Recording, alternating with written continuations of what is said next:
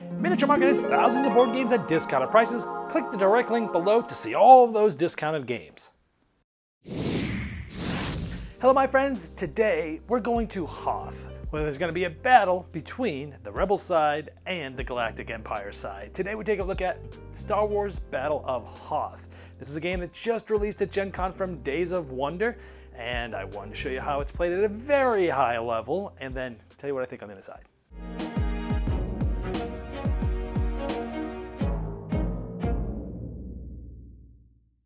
In Battle of Hoth, one of you is going to be playing the Rebel Alliance side. You'll be having cards that are specific to those in your hand.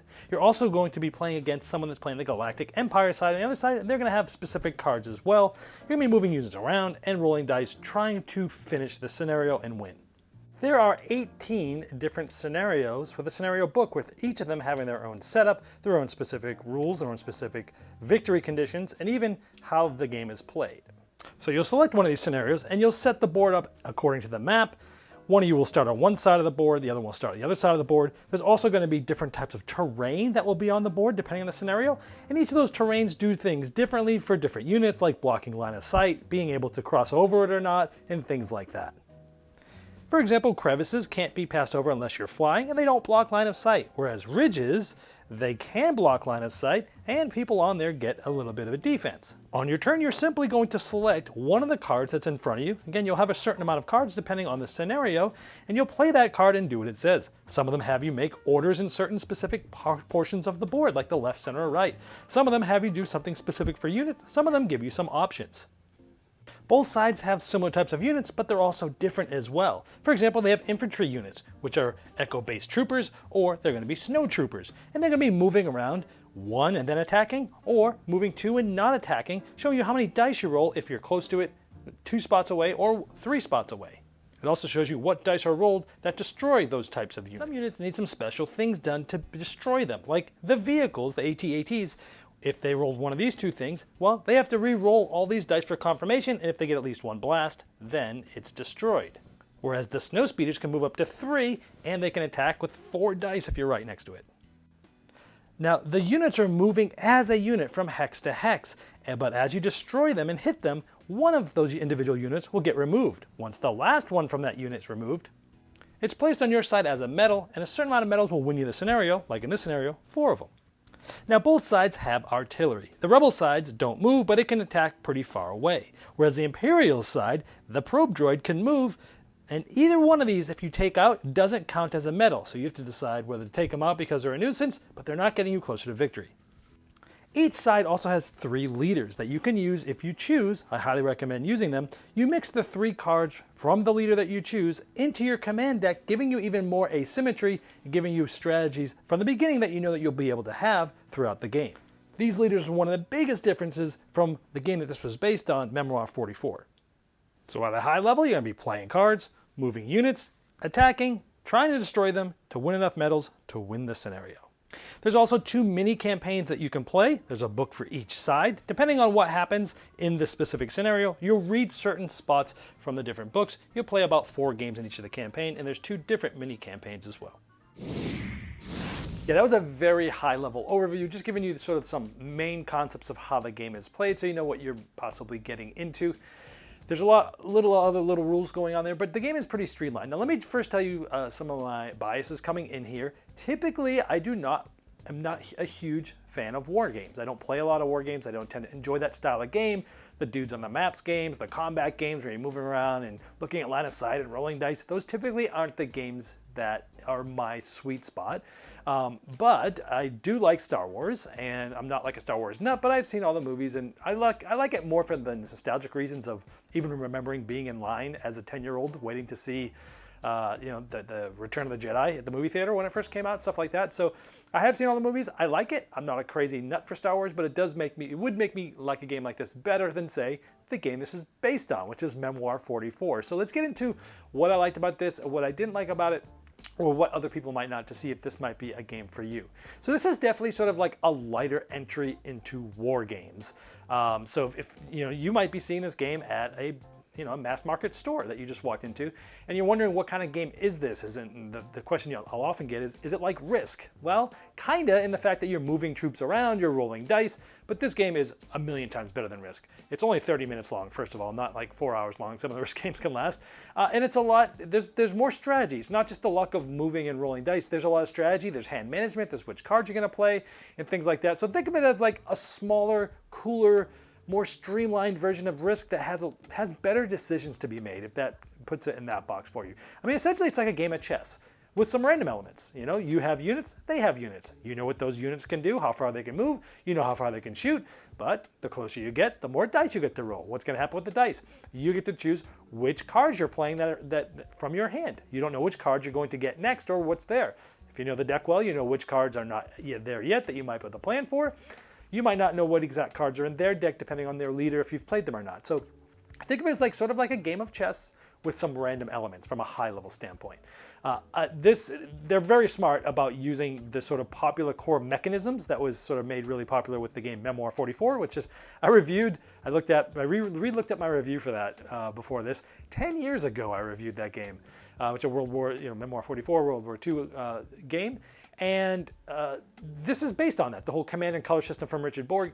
And it works really well because, again, you've got these cards. They allow you to do certain things. Some of them are very specific to which side of the board or section of the board you're moving to. Some of them allow you to have some options of what you do. But it's a pretty streamlined system where it's a tactical game. You're trying to figure out what's the best thing I can do right now with the hand of cards I have right now and the threats coming at me right now and how far I am from the win. And so you're constantly changing your plans. If you like being able to plan now and maybe a turn in the future, maybe two at most, because you don't know what's coming up and you don't know what's going to happen, then I think you'll like this game. If you're looking for more longer-term strategic games, that's not necessarily what this is. I like from the Memoir 44 system that they did change some things. For example, there's asymmetric units. So now, you don't just have tanks. Both of you don't just have tanks that do the same things. Each of you have same types of units like infantry or vehicles or artillery, but they work differently. Sometimes they have more units in one side than the other side. And they work slightly different between the two sides. Even though they're generally the same units, they are different and they act differently, and I like that. I like that you have separate command decks, where in Memoir 44, you would just draw from one deck. Here, you each have separate decks where a lot of the cards are exactly the same, especially the ones that are like, hey, 2 from the left, 1 from the center, things like that. But some of the ones that have the text on them have some different things because, again, the units are different. So some of the cards are the same, but some of the cards are different. So you have asymmetric command decks, which is definitely a better thing than Memoir 44. The big thing here are leaders. The fact that you can select a leader, which I highly recommend you do this, because this makes your deck even more different, gives you some more strategies, gives you some things to think about where, hey, I talked earlier about long-term strategy. This isn't really a game that has that, but you have in your back pocket. When you select a leader, you look at the 3 cards, you know what those things can do, and you can kind of plan to get yourself in positions to best use those cards. The leaders are great. They really add a lot of thematic flair. They allow you to have a choice at the beginning of the game as which one to play.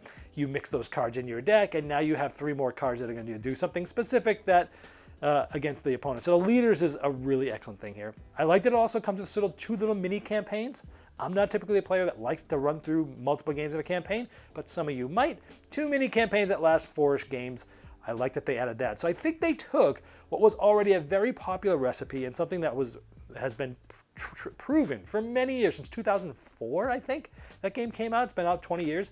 They've taken that, they used the basis of it, but made it better with a cool theme. And added the asymmetric things and the leaders and such, and they made it better.